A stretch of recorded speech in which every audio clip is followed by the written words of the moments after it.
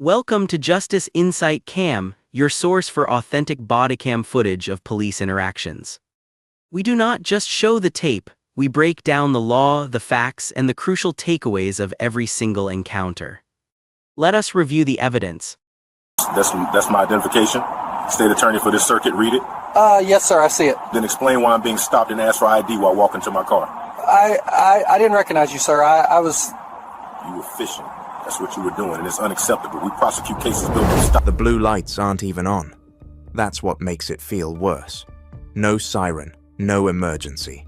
Just two patrol cars idling at the edge of a courthouse parking lot, headlights washing over concrete like a spotlight.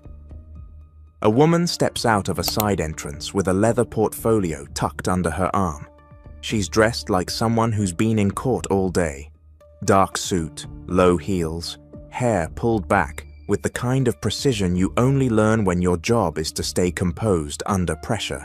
She is not running, she is not hiding, and yet, before she can take 10 steps, someone calls out, "Ma'am, hey, stop, we need to see your ID."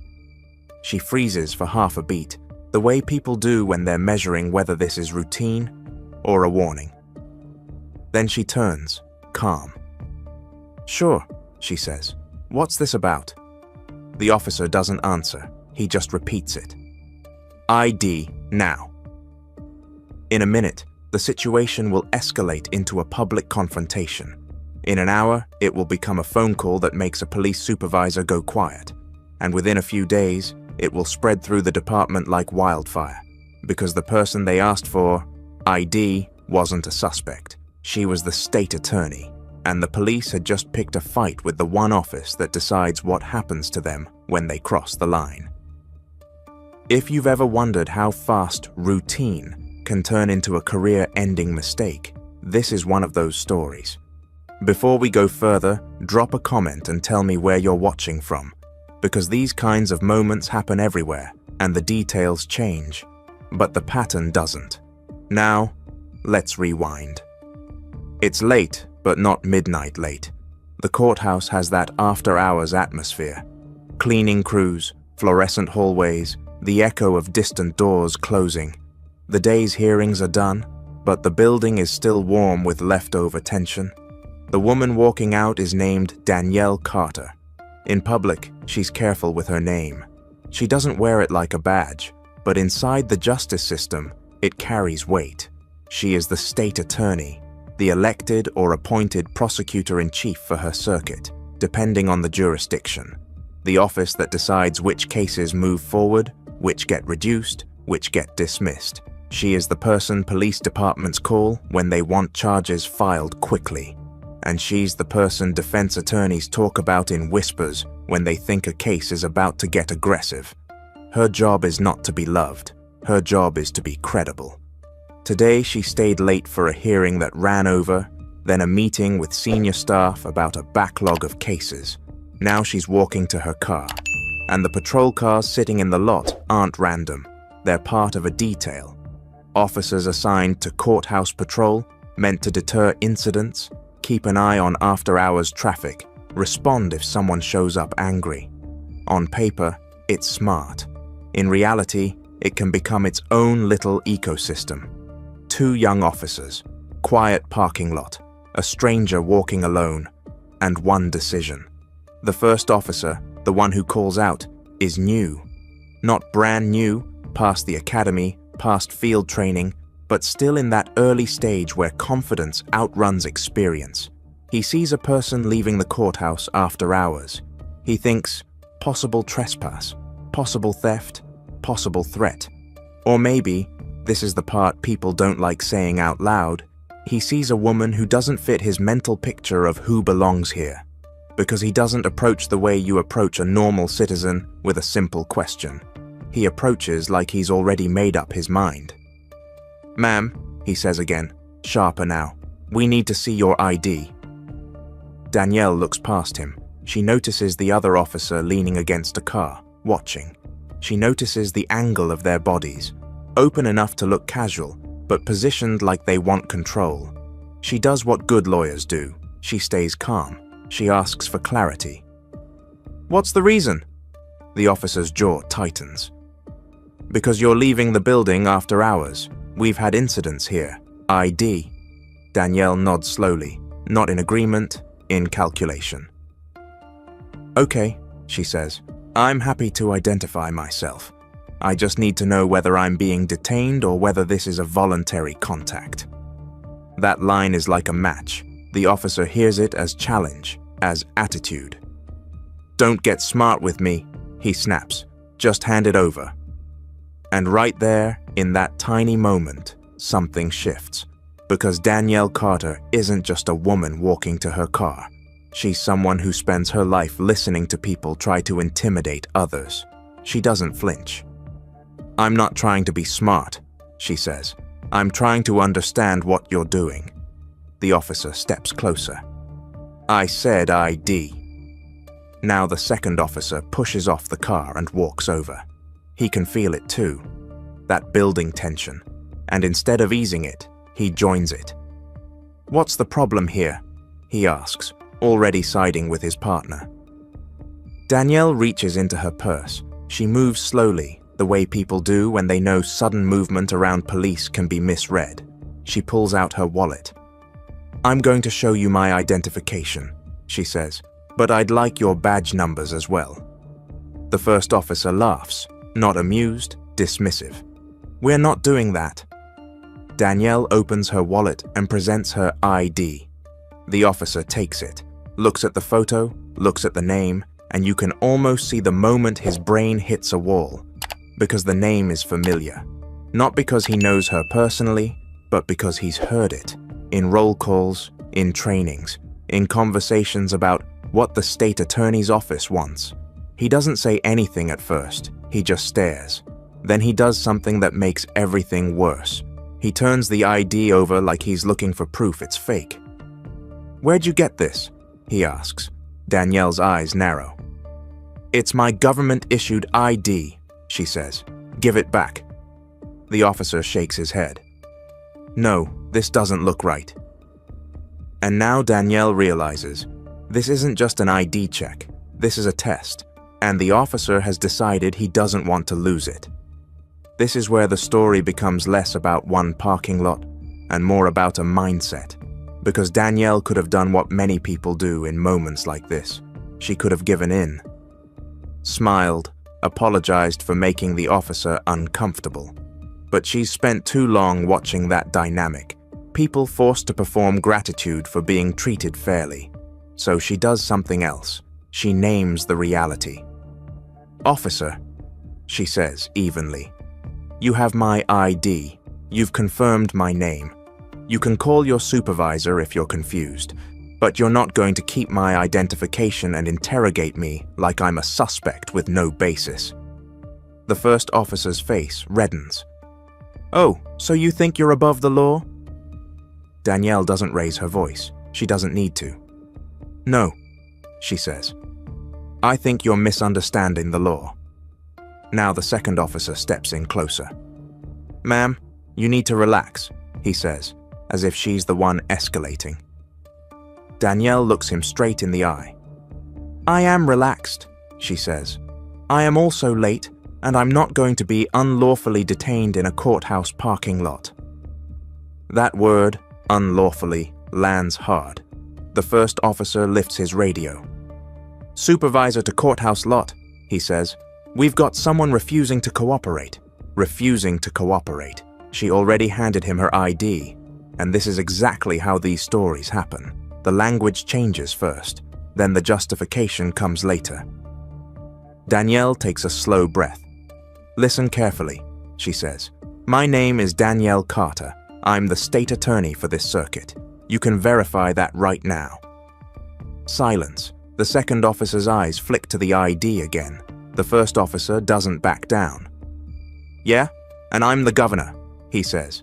He laughs. Danielle's expression doesn't change. Call your supervisor, she repeats. The first officer leans in. You don't get to tell me what to do. And now, in the background, another courthouse employee has paused near the entrance. A clerk, someone who recognizes her. They stand there, watching, uncertain whether to intervene. Danielle sees them. She nods slightly. "Can you please call inside?" she asks. "Ask for my office." The clerk hesitates, then disappears back into the building. That simple decision, one witness moving to verify, will matter later, because in these situations, truth isn't enough. You need proof. The supervisor arrives fast, too fast.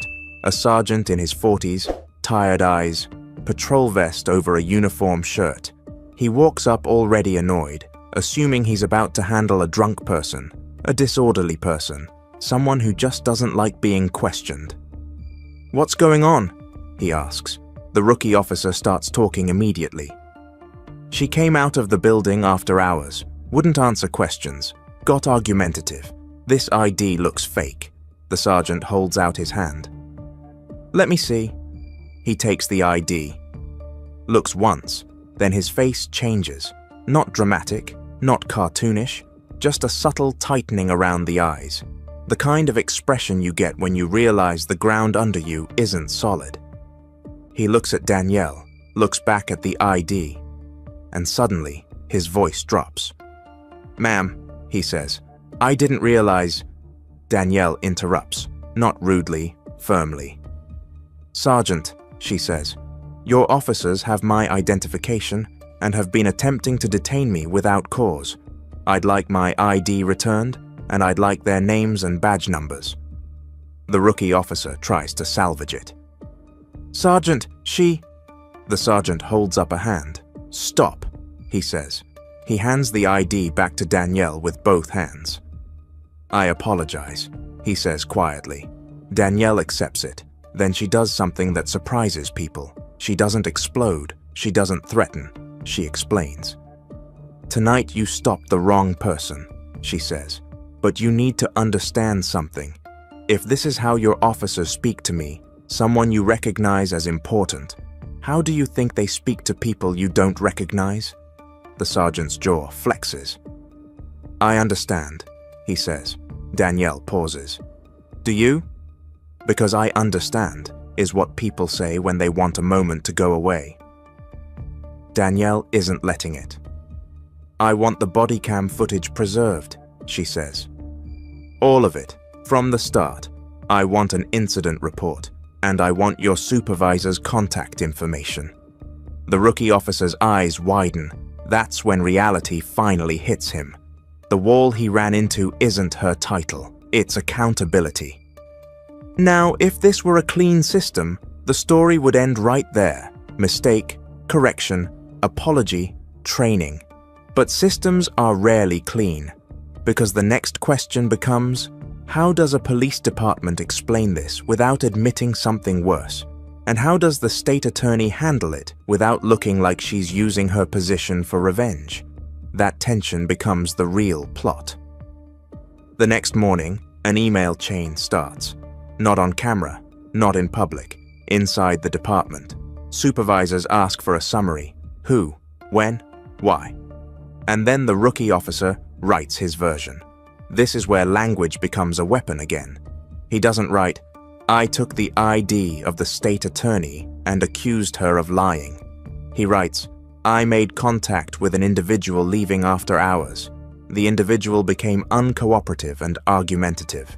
He writes, "Due to concerns of counterfeit identification, I requested a supervisor." On paper, it looks reasonable. But the body cam doesn't match the report. And Danielle knows something that most citizens don't. When a report doesn't match footage, someone is lying. And if someone is lying, it stops being a mistake. It becomes misconduct. Danielle doesn't go to the media, not yet. She does what prosecutors do. She documents. She calls the police chief, not angry, direct. She requests the footage. She requests the internal review. She requests the officers' training records. Because if these officers were trained to do this, the problem is bigger than two names. And if they weren't trained, then why did they feel comfortable doing it anyway? That question is terrifying for a department. Meanwhile, inside the courthouse, people are talking. Clerks, bailiffs, public defenders, because everyone saw something. Two officers cornering a woman in a parking lot, keeping her ID, questioning her, and then the sudden shift when they realized who she was. That shift is the part that stays with witnesses. The moment respect arrives, not because it's right, but because it's strategic. And once people notice that, it's hard to unsee it. A few days later, Danielle receives the footage. She watches it alone in her office, door closed. On the screen, she hears her own voice staying controlled. She hears the officer's tone sharpening. She hears the line that changes everything. "Where'd you get this?" That question tells you the officer wasn't trying to identify.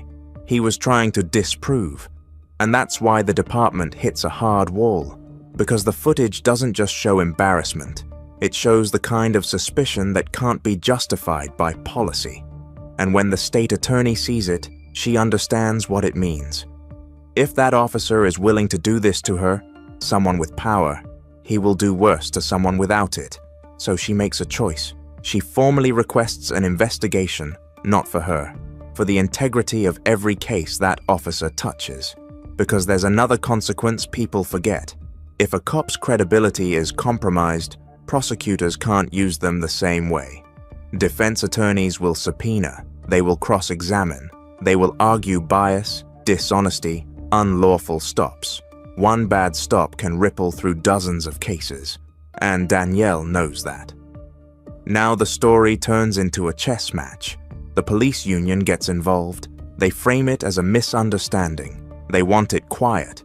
They warn about setting a precedent. Danielle's office is careful. They don't want to look like they're using the prosecutor's office as a personal weapon. But Danielle also knows something else. Silence is a precedent too. It teaches officers what they can get away with. So she insists on process, formal complaint, formal findings, formal discipline if warranted. And then the public finds out. Not because Danielle leaks it, because a courthouse employee, the clerk who went back inside, tells someone. Someone tells someone else. And soon, a local reporter makes a phone call to the department. "Is it true your officers tried to detain the state attorney?" The question lands like a brick. Now the department can't control the narrative.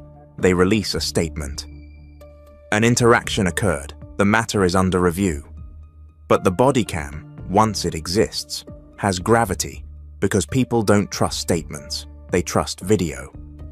When the footage becomes public, it spreads fast. It's not the most violent video, no taser, no gun, but it has something almost as powerful. The sound of authority used carelessly, the tone that says, "I don't need a reason," and then the abrupt reversal when power is recognized. Viewers watch it and feel something. Some feel satisfaction. Finally, someone with status got treated the way others get treated. Some feel anger, because the only reason it stopped was the title. And some feel fear, because they realize they've lived that moment, except they didn't have a supervisor who apologized. They had cuffs, or a ticket, or a night in jail. At this point, there's a temptation to turn the story into a punchline.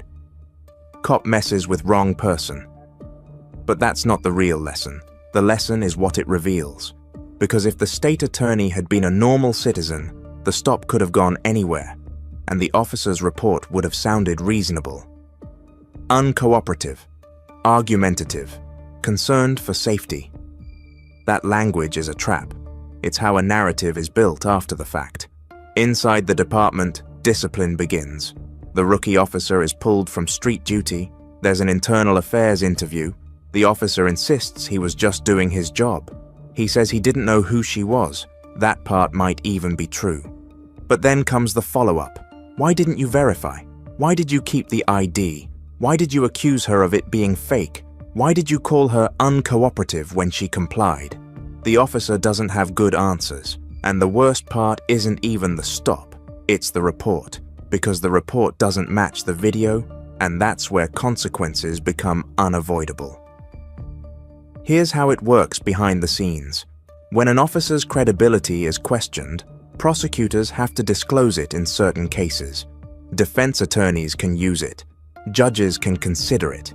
It can blow up trials, which means Danielle now has an obligation, not personal, professional, to know whether this officer can be trusted on the stand. If he's willing to shade the truth in a report about her, what has he written about people nobody knows? That question forces a deeper audit, stops, searches, arrests, patterns. And if patterns appear, the department doesn't just have one problem, it has a system problem. The city council starts asking questions, not because they suddenly care, because now it's public, and public means liability. This is the part people don't talk about. Embarrassment is expensive, not just in reputation, in lawsuits, in settlements, in federal oversight. Departments know that, so they try to contain it. They promise training, they promise policy review, they promise body cam compliance. But Danielle doesn't let it become a press release. She wants specifics. What policy justified taking a person's ID and refusing to return it? What policy justified calling a supervisor and claiming refusal when there was compliance? What policy justifies escalating tone without cause? And when those questions are asked in writing, people get nervous, because written questions become written answers, and written answers become evidence. Eventually, the department announces a finding. The officer violated policy. He escalated unnecessarily. He wrote an inaccurate report. He is disciplined. Depending on how hard the department wants to appear, that discipline ranges from suspension to termination. But regardless, something else happens too. The officer becomes a liability witness. In court, defense attorneys will bring this up every time, and prosecutors, Danielle's office, have to decide whether to keep using him. So even if he stays employed, his effectiveness as an officer is damaged. That's the hard wall. You can't unring that bell. Danielle's role in all of this is complicated, because people assume she must feel satisfied. But the truth is, she feels something else. Tired, because she knows that the only reason this became a clean story, with apology and discipline, is because the system recognized her title name, and she knows how many people don't get that recognition. A teenager in a hoodie, a single mom driving home late, a man leaving a night shift, people who comply and still get labeled uncooperative, people who ask one question and get told, "Don't get smart with me." Danielle cannot prosecute every moment like that, but she can do one thing. She can force the system to acknowledge what it usually hides. In the weeks after the incident, the department quietly updates procedure. They add a requirement, articulate the reason for ID requests. They remind officers, holding a person's ID without legal basis is not a routine check. They emphasize de-escalation language, and they do it for one reason. They don't want to be on the wrong side of the next video, because the next person might not be the state attorney, but the footage might be just as clear, and the lawsuit might be even bigger. So what changed? In the simplest sense, one officer learned the hard way that authority isn't the same as justification. In the larger sense, a department learned that the public has eyes now. Body cams, phones, security footage, and the old strategy, write the report first, control the story later, doesn't work like it used to. But here's the uncomfortable truth. If Danielle's title hadn't been on that ID, this could have ended very differently. It could have ended with handcuffs, a charge like obstruction, a night in jail, a case that never should have existed, and then the person would spend months fighting their way back to normal. That's why this story matters. Not because the police embarrassed themselves, because for a moment the mask slipped, and you could see what respect looks like when it's conditional. So let me ask you this. Should it take a title to be treated fairly? And if the system only corrects itself when it accidentally targets someone powerful, what does that say about how it treats everyone else? Tell me what you think in the comments, because the real hard wall isn't the state attorney's job. It's the idea that authority can operate without accountability. And once people see the footage, that wall starts cracking. We thank you for watching. If this episode provided clarity on the matter, kindly like, share, and subscribe to the Justice Insight Cam channel. Stay educated, stay secure, and we look forward to our next review.